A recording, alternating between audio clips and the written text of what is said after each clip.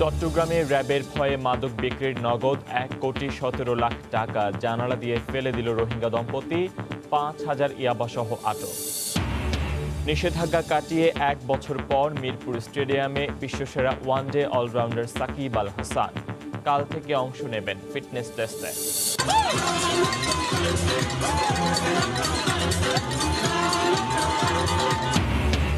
যুক্তরাষ্ট্র জুড়ে ডেমোক্র্যাটদের জয়োৎসব, ভোট চুরির অভিযোগে রাস্তায় রিপাবলিকানরাও, ট্রাম্পকে তালাক দিচ্ছেন মেলানিয়া, দাবি গণমাধ্যমে।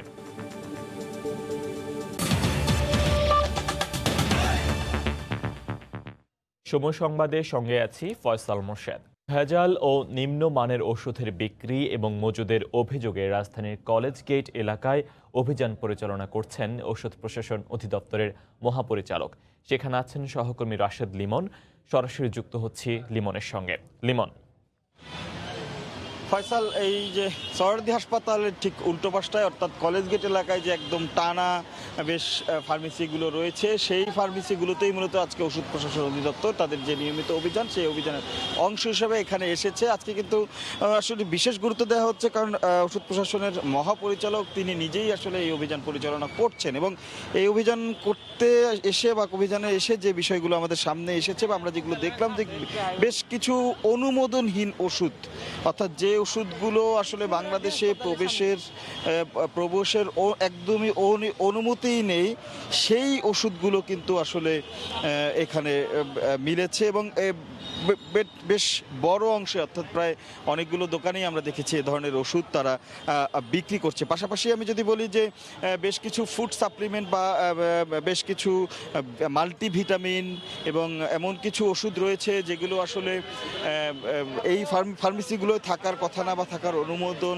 নেই, সেগুলোও কিন্তু আসলে প্রত্যেকটি দোকানই মিলছে। এছাড়া সবচেয়ে ভয়াবহ যে বিষয়গুলো উঠে এসেছে সেটি হচ্ছে গিয়ে মেয়াদ উত্তীর্ণ ওষুধ, অর্থাৎ ফার্মেসিগুলোতে এমন ওষুধ আমরা দেখতে পেয়েছি যে ওষুধগুলোর মেয়াদ বেশ কিছুদিন আগেই শেষ হয়ে গেছে এবং মেয়াদ উত্তীর্ণ ওষুধ আসলে একটি রোগীর জন্য কতখানি ক্ষতিকর হতে পারে সেটি তো আসলে বলার অপেক্ষা রাখে না। তো এই মেয়াদ উত্তীর্ণ ওষুধগুলোও কিন্তু বেশ কিছু ফার্মেসিতে রয়েছে। তো এই অংশ আমরা দেখছি যে এই অভিযান যে চলমান রয়েছে, অভিযানে কিন্তু এই অংশ হিসাবে তারা কিন্তু এইগুলো দেখার পাশাপাশি প্রত্যেকটি ফার্মেসিতে গিয়ে তাদের যে লাইসেন্স নবায়ন করা আছে কিনা সেই বিষয়টি যেমন দেখা হচ্ছে। পাশাপাশি এখানে আমরা দেখলাম যে নবায়নকৃত লাইসেন্সের পাশাপাশি প্রত্যেকটি ফার্মেসিতে, যেহেতু এই ধরনের বড় বড় ফার্মেসিতে এখানে কিন্তু একজন ফার্মাসিস্ট থাকা একদমই বাধ্যতামূলক, সেই ফার্মাসিস্ট রয়েছে কিনা সেই বিষয়গুলো কিন্তু দেখা হচ্ছে এবং দেখার পরে এই যে ওষুধ প্রশাসন অধিদপ্তরের যে কর্মকর্তা রয়েছেন তারা কিন্তু এগুলোর একটি সিজার লিস্ট করে নিয়ে যাচ্ছেন, অর্থাৎ কোন কোন পণ্য বা কোন কোন জিনিসগুলো আসলে এখানে বেশি মিলছে সেগুলো তারা নিয়ে যাচ্ছেন এবং তারা বলছেন পরবর্তীতে এখন ফার্মেসি দিয়ে সংগ্রহ করে অনুমোদনহীন যেসব ওষুধগুলো রয়েছে সেগুলো কোম্পানির কিছু কোম্পানি আছে বা যারা ইম্পোর্টার আছে তাদেরও আসলে পরবর্তীতে ধরা হবে বলে তারা আমাদেরকে জানিয়েছেন। তো এই ছিল মোটামুটি আজকের এই অভিযানে এখনকার মতো আমার কাছ থেকে সবশেষ দেওয়ার মতো তথ্য। রাজধানী কলেজ গেট থেকে সরাসরি যুক্ত হয়ে জানাচ্ছিলেন সহকর্মী রাশেদ লিমন। ভেজাল বিরোধী অভিযানের সবশেষ খবর। সময় সংবাদে আরও থাকছে, কোথাও নেই স্বাস্থ্যবিধির বালাই, মানছেন না মাস্ক পরার নির্দেশনা। খুলনায় ভ্রাম্যমাণ আদালতের অভিযানে 15 জনকে জরিমানা।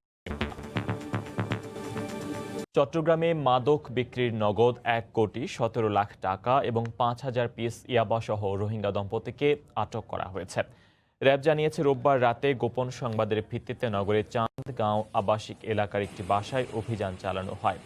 বাড়িটি ঘিরে ফেলে রোহিঙ্গা দম্পতি শওকত ইসলাম ও মরজিনা মাদক বিক্রির টাকা জানালা দিয়ে ফেলে দেওয়ার চেষ্টা করে। পরে তাদের বাসায় ঢুকে নগদ 1,17,00,000 টাকা এবং 5,300 পিস ইয়াবাসহ 2 জনকে আটক করা হয়। এ সময় র্যাবের সঙ্গে ধস্তাধস্তিতে আহত হয় শওকত। তাকে চট্টগ্রাম মেডিকেল কলেজ হাসপাতালে চিকিৎসা দেওয়া হচ্ছে।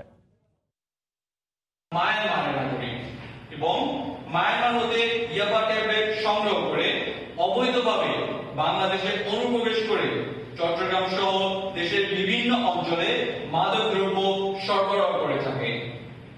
আসামিদ্বয়ের বিরুদ্ধে মাদক ও অবৈধভাবে বাংলাদেশে অনুপ্রবেশের অপরাধে দেশের প্রচলিত আইনে মামলা দায়ের প্রক্রিয়াধীন আছে। এই ঘটনা নেপথ্যে আরো কেউ জড়িত আছে কিনা তা জানার জন্য র্যাব 7 চট্টগ্রাম তদন্ত অব্যাহত রেখেছে। জানাবো মার্কিন নির্বাচনের খবর। প্রেসিডেন্ট নির্বাচিত হওয়ার একদিন পরেও যুক্তরাষ্ট্র জুড়ে অব্যাহত বাইডেন সমর্থকদের বিজয় উল্লাস।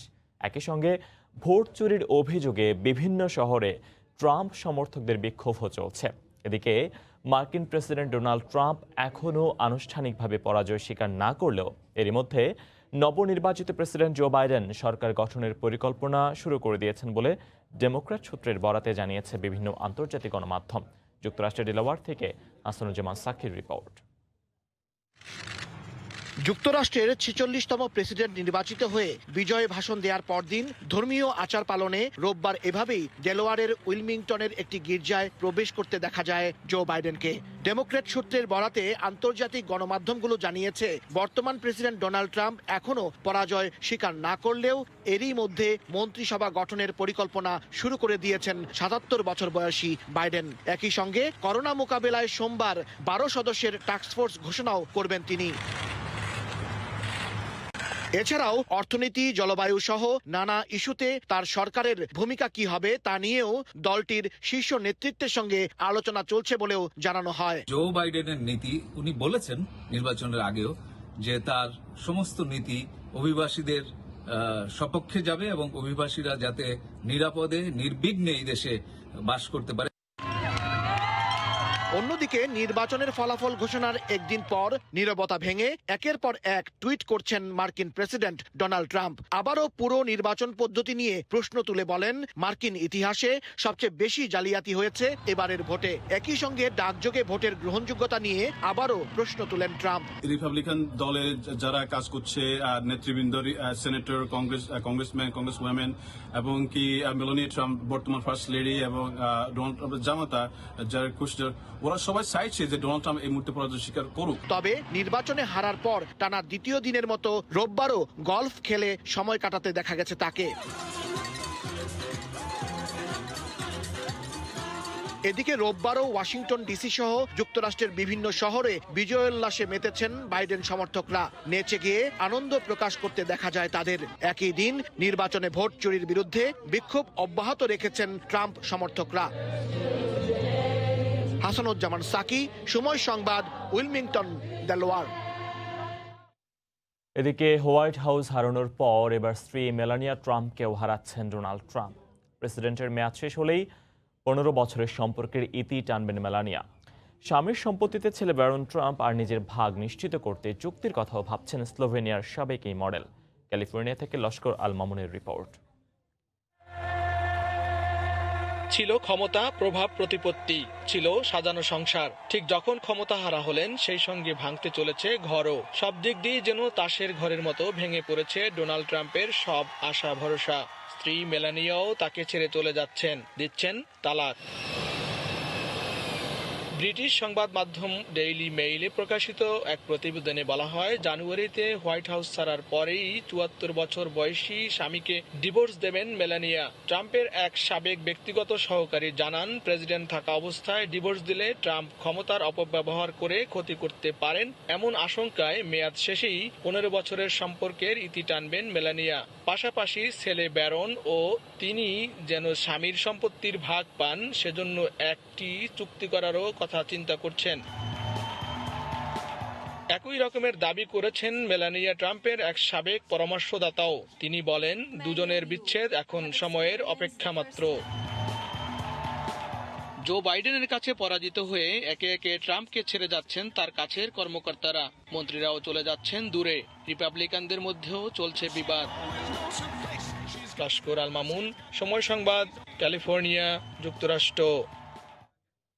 সময় সংবাদে আরও থাকছে, ১ মাস আগের উত্তাল তিস্তা এখন পানি শূন্য। শীতের ফসল আর বোরো আবাদ নিয়ে দুশ্চিন্তায় উত্তরের কৃষকেরা। প্রধানমন্ত্রীর কার্যালয়ের মহাপরিচালক, যুগ্ম সচিব, বিভিন্ন প্রকল্প পরিচালক ও প্রধানমন্ত্রীর এনজিও বিষয় ব্যুরোর প্রধান কর্মকর্তা। এক এক সময়ে এক এক পরিচয়। বিভিন্ন প্রতিষ্ঠানে চাকরি দেয়া ও প্রধানমন্ত্রীর প্রণোদনা প্যাকেজের অর্থ পাইয়ে দেওয়ার নামে হাতিয়ে নিতেন মানুষের টাকা। প্রতারক আশরাফ ও তার সহযোগী শিক্ষানবিশ আইনজীবী কাদেরকে গ্রেফতারের পর বেরিয়ে এসেছে এমন তথ্য। ইকরাম হোসেনের রিপোর্ট। যখন যে পরিচয় দিলে সুবিধা তখন সেই পরিচয় দিতেন আশরাফ আলী খান। কখনো দাবি করতেন প্রধানমন্ত্রী কার্যালয়ের মহাপরিচালক, কখনো প্রধানমন্ত্রী ঘোষিত করোনা প্রণোদনা প্যাকেজ প্রোগ্রামের চেয়ারম্যান। চাকরি দেওয়ার কথা বলে বহু লোকের কাছ থেকে হাতিয়ে নেন মোটা অঙ্কের টাকা। প্রণোদনা প্যাকেজ থেকে অর্থ পাইয়ে দেওয়ার লোভ দেখিয়ে নিতেন কমিশন। আমার নিজের চাচাতো বোন এবং বাইকনার জন্য টাকা দিয়েছিলাম 6। বিভিন্ন মানুষের কাছে প্রতারণা করে গাজীপুর থেকে প্রায় 2 কোটি 2.5 কোটি টাকার মতন সাথে দিয়েছে। প্রধানমন্ত্রী কার্যালয়ের কর্মকর্তা পরিচয়ে প্রতারণা করা দিনাজপুরের খানসামার আশরাফের ফেসবুকে আবার পরিচয় বিএনপি নেতা হিসাবে। সংসদ নির্বাচনে বিএনপির মনোনয়ন প্রত্যাশীও ছিলেন তিনি। তার সহযোগী শিক্ষানবিশ আইনজীবী কাদের তাকে বিভিন্ন মামলা থেকে জামিন করিয়ে দেওয়ার কাজ করতেন। আমি কখনো প্রধানমন্ত্রী কার্যালয়ের এনজিওর চেয়ারম্যান পরিচয় দিয়ে বিভিন্নখানে বিভিন্ন লোকের কাছে টাকা পয়সা নিয়েছি। পুলিশ বলছে সাধারণ মানুষের সরলতার সুযোগে ফাঁদে ফেলে হাতিয়ে নিত মোটা অঙ্কের টাকা। টাকা হাতে পেলেই দুজন চলে যেত আত্মগোপনে। স্বল্প সুদে মানুষকে 15 লাখ 20 লাখ করে টাকা দেওয়া হচ্ছে। মানুষরা এই ঋণ নেয়ার জন্য বেকুলতা প্রকাশ করে।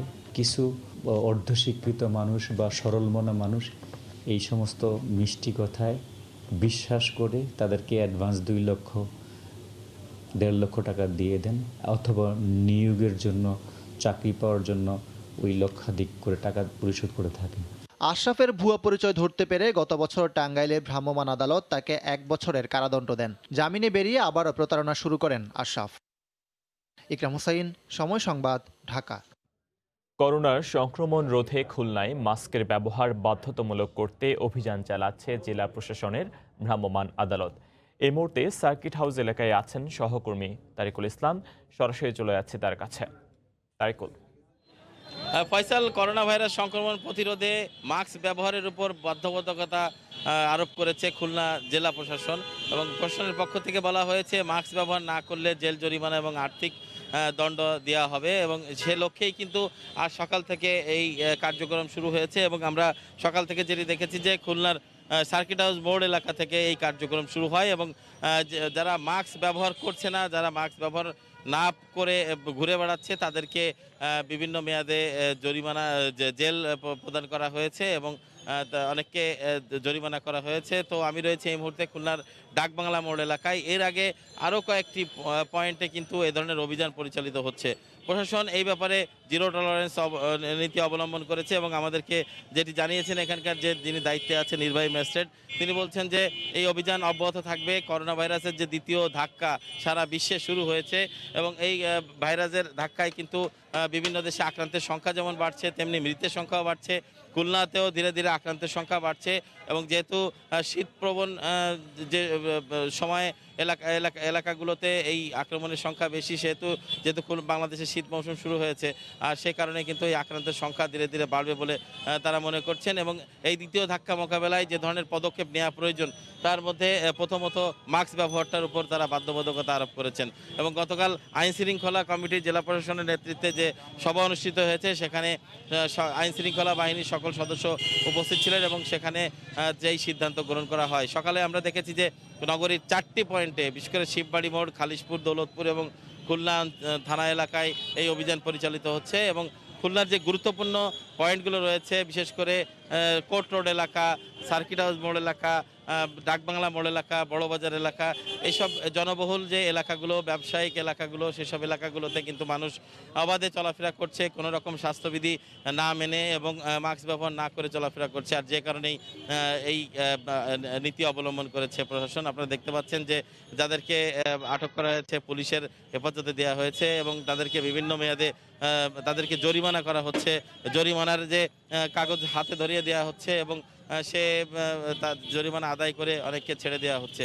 তবে এটির একটি প্রভাব পড়ছে কিন্তু জনসাধারণের মধ্যে এবং সাধারণ মানুষ মনে করছে যে এই ধরনের আইনের কড়াকড়ি প্রয়োগ থাকলে অদূর ভবিষ্যতে করোনা সংক্রমণ খুলনায় আসলে কমে আসবে এবং নিয়ন্ত্রণে থাকবে অন্তত, যাতে এই ধরনের পদক্ষেপকে তারা স্বাগত জানিয়েছেন। সব মিলে আমার কাছে এই ছিল ফয়সাল, খুলনার ডাকবাংলা মোড় এলাকা থেকে মাস্ক ব্যবহারের যে বাধ্যবাধকতা আরোপ করেছে প্রশাসন সেই অভিযানের সর্বশেষ খবর। খুলনার ডাকবাংলা এলাকা থেকে আমাদের সঙ্গে সরাসরি যুক্ত হয়ে জানাচ্ছিলেন সহকর্মী তারিকুল ইসলাম। 1 মাসের ব্যবধানেই উত্তাল তিস্তা দ্রুতই এবার পানি শূন্য মরুভূমির রূপ নিয়েছে। অন্যান্যবার ডিসেম্বর জানুয়ারি পর্যন্ত কিছু পানি থাকতো নদীতে, এবার নভেম্বরে সেই পরিস্থিতি। এতে শীতকালীন ফসল আর আসন্ন বোরো মৌসুমের আবাদ নিয়ে দুশ্চিন্তায় উত্তরের কৃষকেরা। রতন সরকারের রিপোর্ট, ছবি তুলেছেন শাকিল মাহমুদ। শীতকালীন ফসল আবাদ করতে নদীতে বসানো হচ্ছে শ্যালো মেশিন। কুমড়া, পেঁয়াজ, রসুন, বাদাম আর আলু চাষে বাড়তি শ্রম ও অর্থ ব্যয়ে ঘাড়ে চেপেছে তিস্তাপাড়ের কৃষকদের। শ্যালো মেশিনের সেচ দেওয়ার সঙ্গতি নেই যাদের, দূর দূরান্ত থেকে ভাড়ে বয়ে এনে পানি দিতে হচ্ছে ফসলের গোড়ায়। 4-5 দফার বন্যা এবার পলি ফেলে গেছে তিস্তা নদীর দুই পারে। মাইলের পর মাইল জমির ওপর জমে থাকা বালুতেই ফসল ফলাতে হবে এবার। তাই সারের বাড়তি চাহিদা, এমনকি মাটি নিয়েও ভাবতে হচ্ছে তাদের।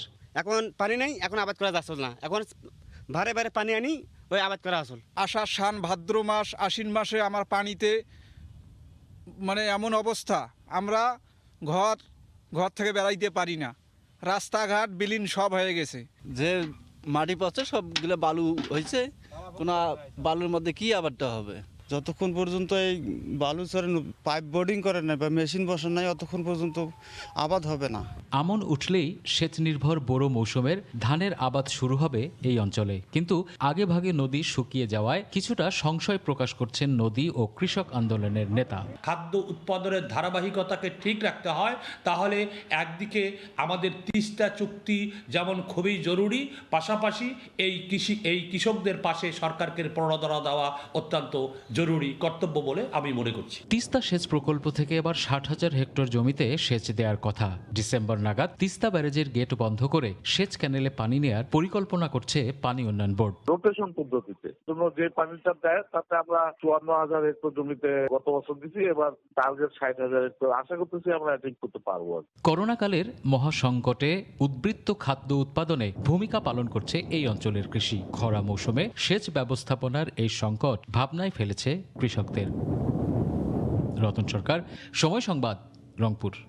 নিষেধাজ্ঞা কাটিয়ে 1 বছর পর মিরপুর শেরেবাংলা স্টেডিয়ামে ফিটনেস টেস্টে অংশ নিতে যোগ দিয়েছেন টাইগার অলরাউন্ডার সাকিব আল হাসান। সেখানে আছেন সহকর্মী মাহবুব রিমন, যুক্ত হচ্ছে তার সঙ্গে। রিমন। ফয়সাল, সকাল থেকে আমরা আছি মিরপুরের হোম অফ ক্রিকেটে। আপডেট দিচ্ছিলাম সাকিব আল হাসানের, যিনি 367 দিন পর আবারও ফিরেছেন হোম অফ ক্রিকেটে।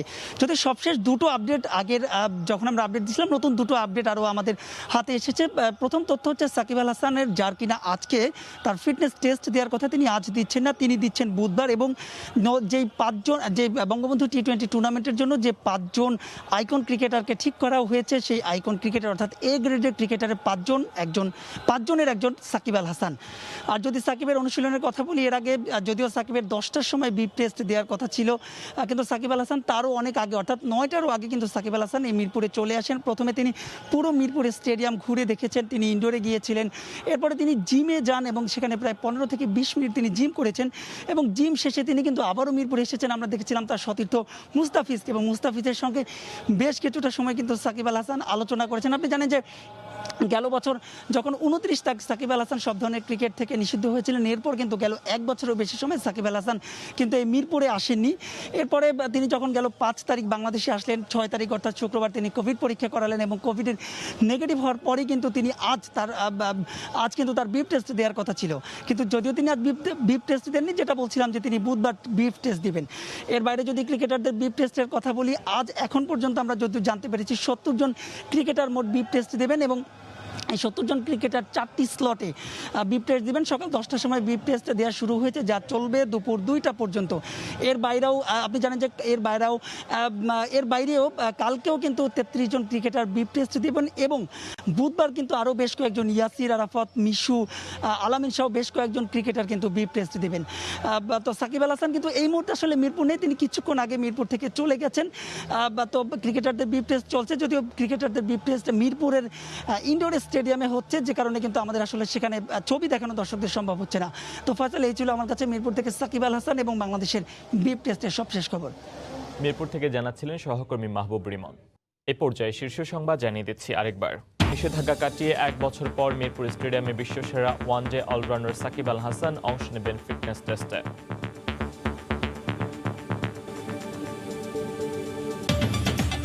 এই ছিল এখনকার মতো, সঙ্গে থাকুন সময়।